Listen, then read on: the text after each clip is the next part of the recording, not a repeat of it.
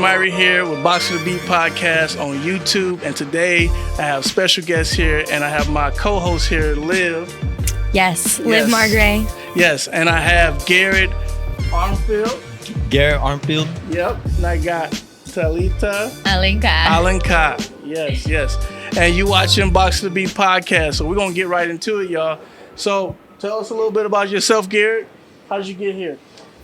Oh man, I'm originally from St. Louis, Missouri, so it's a long way from home. Yes. Completely different lifestyle, let me tell you. We're in a penthouse in Miami now. Now I'm in a penthouse in Miami, right? Yeah. Come from like a little town of like 5,000 people. Wow. I moved out to Florida like 4 years ago and kind of took a stab at chasing my dream to become a UFC fighter. So now I can call myself a UFC fighter. I fight for the bantamweight division, and I've been there for about a year now. Okay. So yeah. That's what's up. Talita, how you get into this? I started younger. I started first with triathlon, and then I transitioned to jiu-jitsu when I was 10. And I've been fighting jiu-jitsu for like 23 years and became like 6-time jiu-jitsu world champion. And I got an point in my career that I needed a new challenge, and I chose MMA because I used to fight with my brothers, street fight on the beach, and I always had the fight in me. And I moved to the United States maybe 8 years ago. And when I moved to Florida, that's when I decided to do MMA, and that's been like 5 years now. And I'm on the road to UFC now, fighting LFA next week. Let's see it. Could you tell us what LFA is, or the name of the promotion? Yeah, this is a good one. I think it's the League of Fighting. Legacy of Fighting, yes. Yeah, Legacy of Fighting. Legacy of Fighting. It's going to be in South Dakota, but I think they're originally from California, basically. Okay. It's going to be a nice card. It's going to have like a friend as well there from MMA Masters. Yes. So you fight out of MMA Masters? Yes. And how did you get introduced to MMA Masters? You just walked straight to their gym, or did you bounce around a little bit? Because before you got to MMA Masters, you was already a world champion BJJ? Yeah. That's actually a good story, but I'm going to try to make it short. I came to Florida. I met Charles McCarthy. Okay. He's a UFC veteran, and he built the beginning of MMA. And we were like in a small gym with Charles Rosa and Rami Rahmed, the other guys.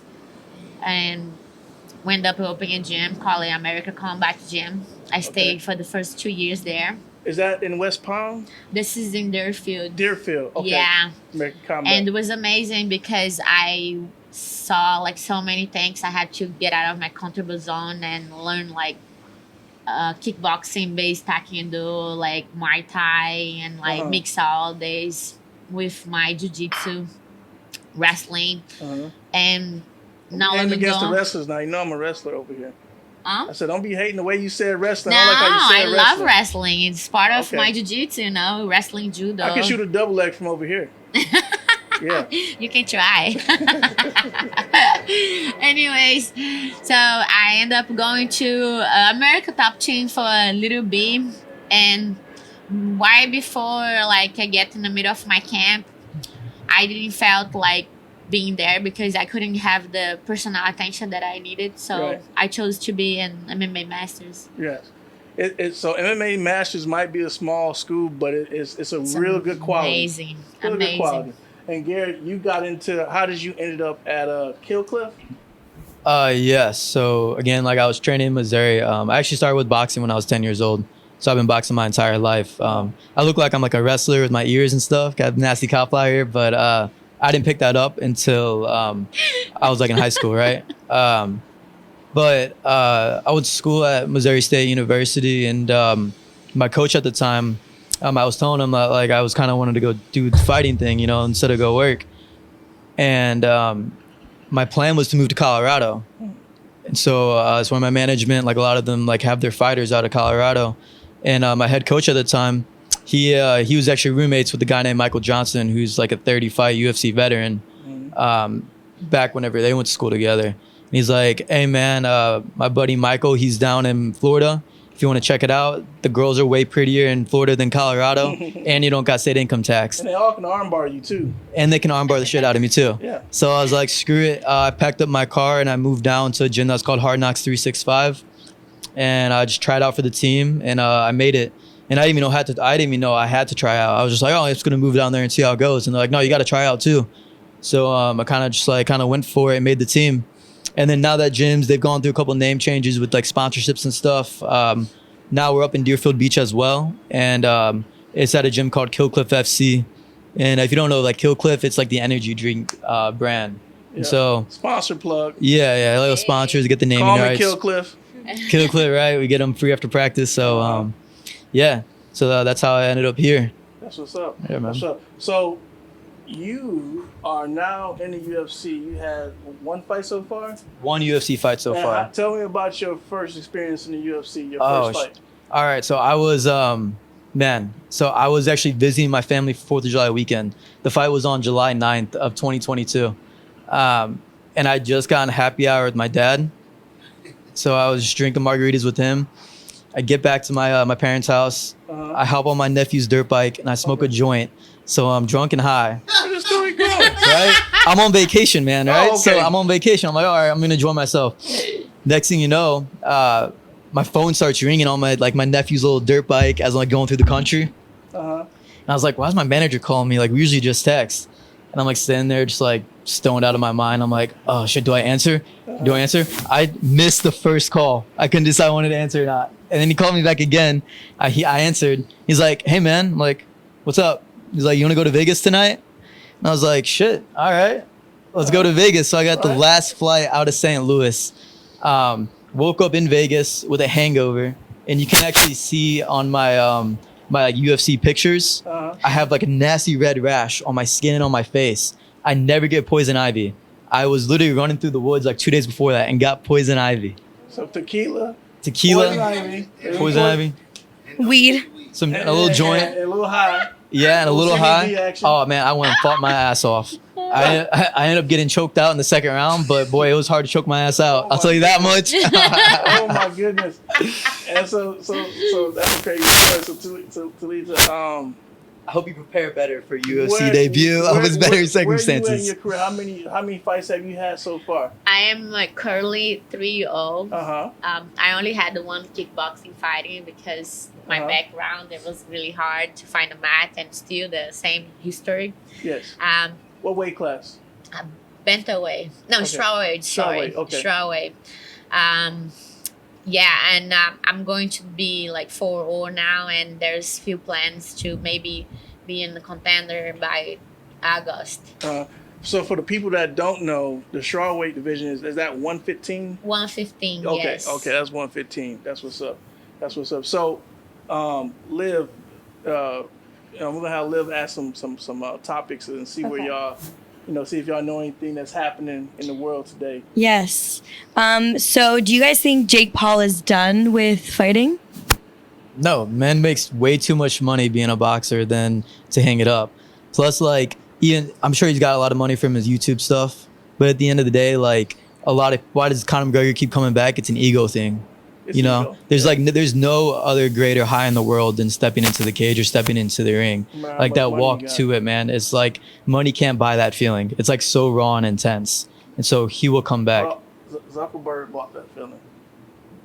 He did buy that feeling. He did. But he did. He jumped in the ring. It ain't the same as somebody. Not the same as somebody trying to take your head off. No, he paid everybody to basically go in there and fight, and Would you fight Mark Zuckerberg?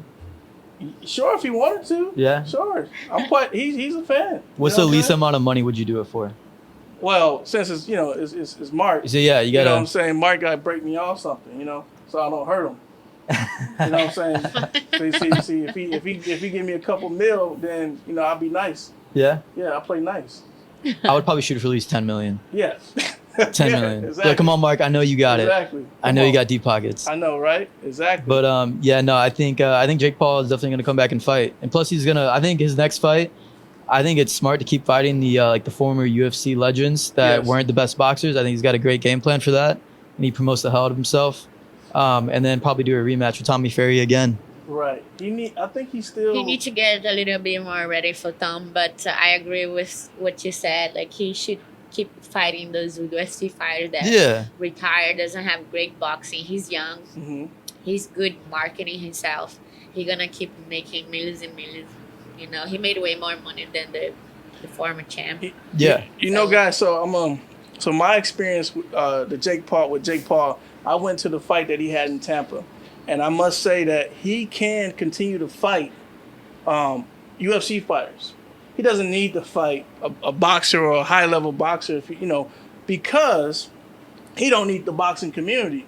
Jake Paul was able to sell out a whole entire arena by himself, with a whole bunch of Jake Paul fans and Jake Paul lookalikes, all the little kids. Like, it looked like Disney on steroids.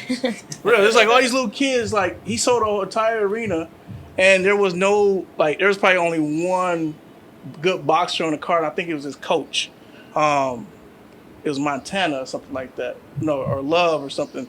But that was it. It was only like one or two good fighters on the card, boxers. Other than that, he didn't need no big headlines. Oh, and he had the Puerto Rican champion, women's champion on the card. Oh, Amanda Serrano. Amanda Serrano. Her great fight, you know what I'm saying? And like, she one of the smart ones. Like, she jumped on with Jake Paul, and look at her. A lot of people wouldn't know who she was if he didn't put her on. And so she killing it. So yeah, I think he's good. That's what I like about Jake Paul too. Like, a lot of people hate on him, but I think what he's doing for the sport is great. And now with PFL. Well, especially with PFL, he's signed with PFL now. As a consultant or something. And then they said he might make his debut as well. But like, back with Amanda Serrano, you never see a girl fighter getting a co-main event slot like that, making $1 million a year. Right. It's probably, but I will say that people like Clarissa Shields. Well, yeah.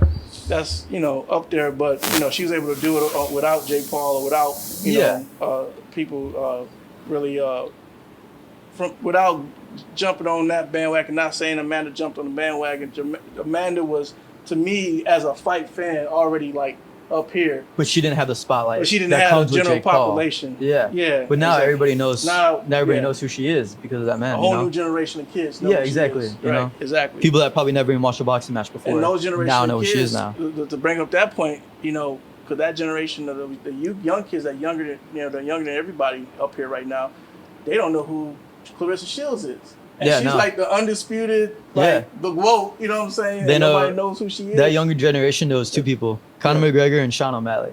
Yeah. Other than that, they don't really know him. Like, they don't know many fighters. Yeah, that's true. They don't know that many fighters. No. That's true. Take the mic and make sure it's close to your mouth. Okay, cool. So, But now there's like a lot of TikTokers and YouTubers like getting more into like fighting and stuff. So I think that's gonna help the whole game, Mm-hmm. Yeah. I think with the influencers and the YouTube, it's helping bring more attention. It's bringing more money into you guys' pocket, believe it or not. I think so, because people paying attention more. So, yeah. So what's on the horizon? So, Talita, you go fight your first MMA fight, right? With this next promotion. Let's say his first one, yeah. Yeah, and your goal is to get into the Dana White Contender Series. Yeah, it's to get to the record or to at least try Dana White's Contender in August. Or maybe 6 or to get like a contract. Got you. And then for you, Garrett, you waiting on your next fight. Yeah, so I was actually supposed to fight like about a month ago now, February 25th out in Vegas. And unfortunately, I was unable to fight. Actually went to Vegas, was there the entire week, and was probably only like 5 pounds away from making weight. Mm-hmm. And my manager calls me up and was like, "Hey, your opponent, he failed his eye exam, so like he never even got his eyes checked until the week of the fight." Where like we go like 6 weeks before our fights, all fighters do. So yeah, I got to. Very unprofessional. Yeah, Very pretty unprofessional. Right. I mean, it's all right though. I'm not too upset about it. So where can we come watch your fight, or where can we go on television to watch your fight, Talita? You can watch a UFC Fight Pass. Oh, there you go. You already fighting with the UFC technically. Well, on a network. So you're on the radar. Yeah. For a long time. Yeah. That's what's up. And what about you? So we just have to wait and see because UFC's on ESPN and. Yeah, so mine will be on the ESPN. Hopefully June. I'm trying to shoot for June. I know like they're going to Canada June 10th, and I want to travel. So, you know, I got to take advantage of the free vacations with the fighting, you know? LFA 14, April 14, UFC Fight Pass. Where? This is your first fight with LFA, you said? LFA first, yeah. They're a good promotion to fight for. Yeah. So I'm gonna give both of you guys like 10 seconds. Yes. Where do you see yourself in the next 5 years? Next quick 5 answer. years? Quick answer. UFC champion for sure. Nice. Holding the belt. Champion. So y'all gonna be like built buddies. Yeah, we're probably gonna see like in the backstage. What's up? And You heard it here first. And then we're We going to got two fight for champions. the intergender championship. Okay. That's probably where we're going nowadays. Yeah, Do honestly. you Yeah, really nowadays. think that they're gonna like? This is America. You never know. Anything's possible. Anything is possible. Christ. If Jake Paul promotes it. Yeah. Anybody at this Prime. point. Yeah. Or Prime. Yeah. Prime get on board. Yeah. Oh my goodness. Another. Call me Prime. Call me. Okay. Jake Paul. Hit me up. Guys, thank y'all for coming out here. I know y'all got busy schedules. We all do, and appreciate it, man. Yeah, thank you, Kendrick. Appreciate it, my man. No It problem, was man. fun. Yeah. Have a good one. Head dude of it. Yeah, chop it up with him. Let him know you my camera guy. What?